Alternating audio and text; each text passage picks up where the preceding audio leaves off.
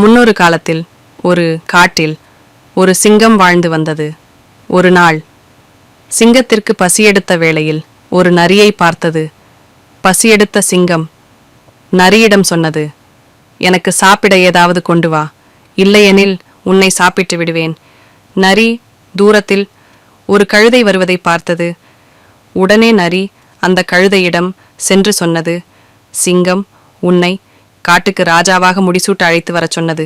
நல்ல நாட்கள் உனக்கு வரப்போகின்றன, வா போவோம் என்று அழைத்தது. கழுதையும் சென்றது.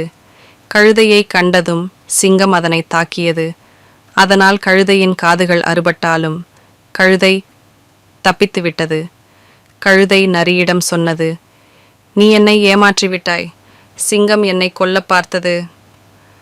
அதற்கு நரி சொன்னது, சேச்சே, உன் தலையில் கிரீடம் சூட்டவே சிங்கம் உன் காதுகளை அகற்றியது. வா மீண்டும் செல்வோம். வேண்டும் கிரீடம் கழுதைக்கு. அது சரி எனப்பட்டது. அதனால் திரும்பிச் சென்றது. மீண்டும் கழுதையை தாக்கிய சிங்கம் இம்முறை அதன் வாலை அறுத்தது. கழுதை மீண்டும் தப்பித்து நரியிடம் சொன்னது, நீ பொய் சொல்கிறாய், இதோ பார், சிங்கம் என் வாலை அறுத்து விட்டது. அதற்கு நரி சொன்னது, நீ அரியாசனத்தில் வசதியாக அமர வேண்டும் என்பதற்காகவே சிங்கம் உன் வாலை அகற்றியது. மீண்டும் செல்வோம். வேண்டும் அரியாசனம்.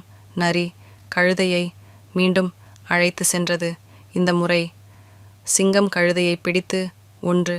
சிங்கம் நரியிடம் சொன்னது, பலே பலே, எப்படி சிக்கி சீரழிந்தாலும் திரும்ப கழுதையை அழைத்து வந்துவிட்டாயே, போய் கழுதையின் தோலை உரித்து அதன் மூளை, நுரையீரல், கல்லீரல் மற்றும் இதயத்தை கொண்டு வா. நரி கழுதையின் தோலை உரித்து அதன் மூளையை சாப்பிட்டது.